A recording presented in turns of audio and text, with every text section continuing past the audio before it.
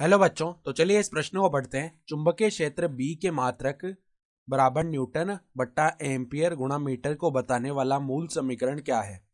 तो यहाँ पर देखो, हमें मूल समीकरण बताना है। ठीक है, तो प्रश्न में आगे बढ़ने से पहले इस प्रश्न से संबंधित जो मुख्य अवधारणा है उसकी हम चर्चा कर लेते हैं। तो देखो, मुख्य अवधारणा क्या हो जाएगी।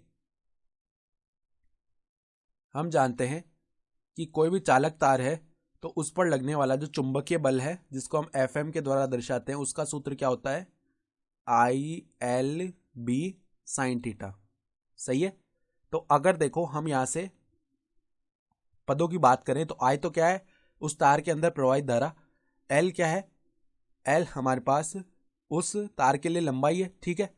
फिर हमारे पास जो बी है, चुंबकीय क्षेत्र की तीव्रता। और थीटा जो है यह हम लंबाई सदिश लेंगे। देखो, मान लो इस प्रकार का कोई तार होता है तो उस पर हम कोई छोटा सा डीएल सदिश काटते हैं और इसको हम किसकी तरफ लेते हैं? जिस तरफ धारा प्रवाहित कर रही है। ठीक है, तो इस प्रकार हमने लिया है।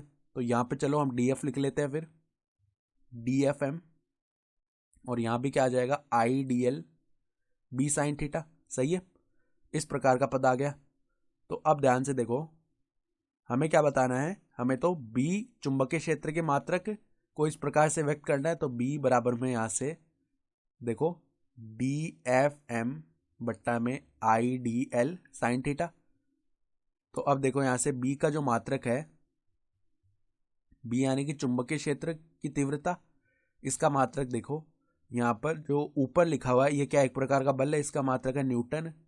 बट्टा में देखो आई यानी कि धारा का मात्रक एम्पियर, डीएल यानी कि एक प्रकार की लंबाई है, इसका मात्रक मीटर, और साइन थीटा तो मात्रकहीन होता है। तो हमारे पास में जो अभिष्ट सूत्र है ना, जो कि चुंबकीय क्षेत्र को बता रहा है, वो इस प्रकार का आएगा। ठीक है, तो ये हमारा उत्तर हो गया। तो आशा करता हूँ कि आपको ये प्रश्न समझ में आया होगा। धन्यवाद।